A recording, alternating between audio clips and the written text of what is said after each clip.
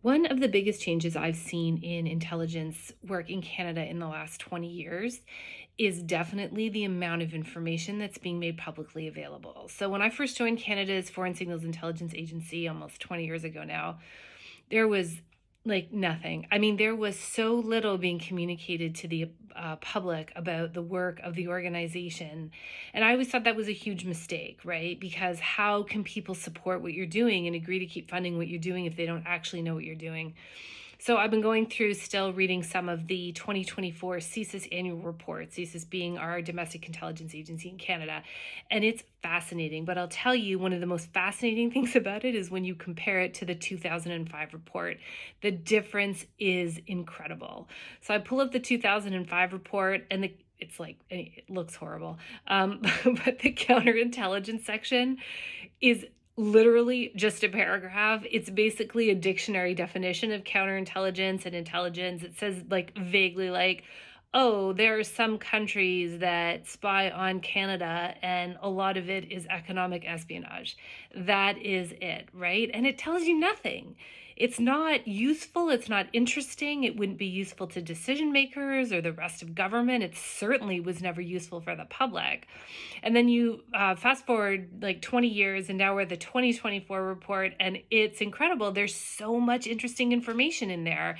So in the counterintelligence section, so they're talking about the intelligence activities of foreign adversaries in Canada and what CSIS is doing in terms of counterintelligence to combat them. And they are explicit, okay? They are calling out specific countries and specific activities, which is really, really interesting. Now, uh, everybody's going to have their own opinions about this kind of stuff. I'm just now going to regurgitate some of the report to show you the difference. So they call out the countries. I'm sure they're not going to be a surprise to anybody, right? I mean, like Russia, they've been our adversary on this front since like 1946. Then the CSIS report, it talks about the activities of China, of Iran, of India, of Pakistan, but it gets really specific about those activities. So it talks about Russian disinformation campaigns to undermine the government of Canada's position on the Ukraine. It talks about like almost like little scenarios that maybe didn't make the news. Ex-Canadian Forces pilots training Chinese pilots. It talks about it explicitly links the government of India to the murder of a Canadian citizen. This is incredible in terms of what it's willing to disclose. So it makes mention in the report that there was and I got to read this here, a public inquiry into foreign interference in federal elections.